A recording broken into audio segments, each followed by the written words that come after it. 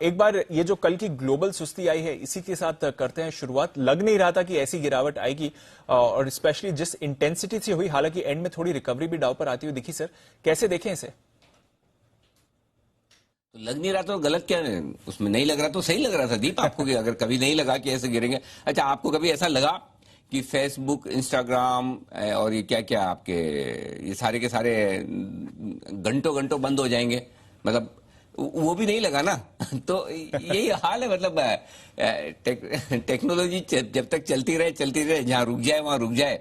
तो कल कुछ कुछ चीजें अनएक्सपेक्टेड हुई। अच्छा, सबसे बड़ी बात यह कि कॉन्फिडेंस लेवल देखो लोगों का, है ना। ऐसा मतलब व्हाट्सएप बंद हो गया, फेसबुक बंद हो गई, इंस्टाग्राम नहीं चल रहा, तो मतलब ऐसा नहीं कि भरोसा करे कि कंपनी की तरफ से कोई प्रॉब्लम हुई होगी।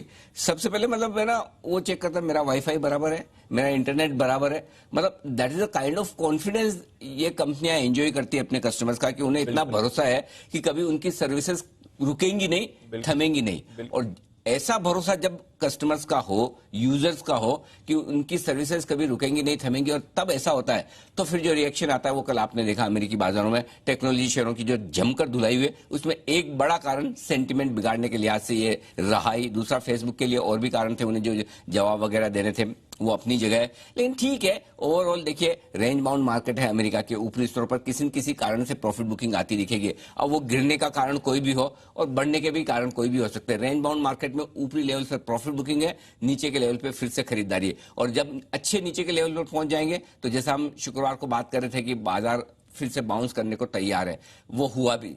ऊपर के लेवल पे थोड़ी बहुत प्रॉफिट बुकिंग आना भी लाजमी है। मुझे इस बात की कोई चिंता नहीं है कि नैस्डैक 2% क्यों गिरा दीप। मुझे इस बात की भी चिंता नहीं कि 350 पॉइंट डाउ क्यों गिरा, क्योंकि उनके अपने कारणों की वजह से वो गिरे हैं। कोई उसमें ज्यादा इकोनॉमिक रीजंस की ज्यादा योगदान नहीं है। मुझे चिंता दूसरी बात की है और वो है कच्चा तेल। $81 के ऊपर 3 साल की ऊंचाइयों पर, ये न हमारे लिए ठीक है न ग्लोबल इन्फ्लेशन के लिए, क्योंकि ये महंगाई बढ़ाने का काम दुनिया भर में करेगा। और दुनिया भर में अगर महंगाई बढ़ेगी तो फिर ब्याज दरें आप ज्यादा लंबे समय तक नीचे रख नहीं सकते। ये अमेरिका में भी प्रेशर बनेगा और बाकी सब देशों में भी। सो कच्चे तेल के बढ़ते हुए दाम, और वापस से आप देखिए आयरन और फिर से उछाल मारने लगा है, स्टील के दाम फिर से बढ़ने लगे। तो कमोडिटीज के दाम जो पीछे गिरे थे, तेजी से गिरे थे, वो अब फिर से हफ्ते भर में वापस ऊपर चढ़ने लगे। तो कमोडिटीज का जो इन्फ्लेशन है, मुझे लगता है वो ग्लोबल मार्केट्स के लिए बड़ी चिंता है, स्पेशली हमारे लिए भी। कच्चा तेल $81 के पार निकला है। अब इसमें एक सिल्वर लाइनिंग भी है। अगर कच्चा तेल $81 के पार निकला है तो इसके साथ साथ एक अच्छी चीज अगर आप देखना, सुनना, समझना चाहें तो दीप वो ये है।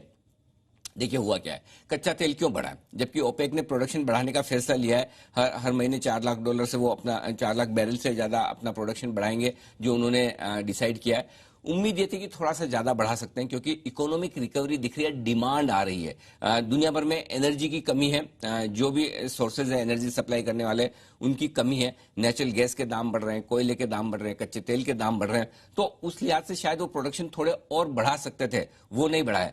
तो एक तरह से अगर आप देखें, कच्चे तेल के दाम इकोनॉमिक रीजन से बढ़ रहे हैं, न कि जियोपॉलिटिकल रीजन से। जियोपॉलिटिकल रीजन का मतलब ये होता है कि अगर किसी भी दुनिया के किसी भी कोने में किसी भी वजह से प्रोडक्शन कम हो जाए, बंद हो जाए, तो वो टेम्परेरी बढ़ते दाम, क्योंकि उसका मतलब ये है कि आगे पीछे वापस प्रोडक्शन तो शुरू होगा। समझिए 2 देश लड़ चुके हैं, या कहीं स्वेज नहर में कोई फंसा गया जहाज और वहां पे सब यातायात ठप हो गया, या फिर कहीं कोई तूफान आ गया उसकी वजह से प्रोडक्शन ठप हो गया। इस तरह की जो घटनाएं होती है वो टेम्परेरी होती है। लेकिन जिस वजह से कच्चा तेल बढ़ा है वो बड़ा इंटरेस्टिंग है, और वो ये है कि कच्चे तेल की डिमांड बढ़ रही है दुनिया भर में, क्योंकि इकोनॉमी में रिकवरी देखने को मिल रही है दुनिया भर में। तो जब इस तरह की वजह से कच्चा तेल बढ़े ना, तो वो सस्टेनेबल होता है, वो टिकाऊ होती है तेजी। और ये डर की भी बात है हमारे लिए, क्योंकि हमारा इंपोर्ट बिल बढ़ता है।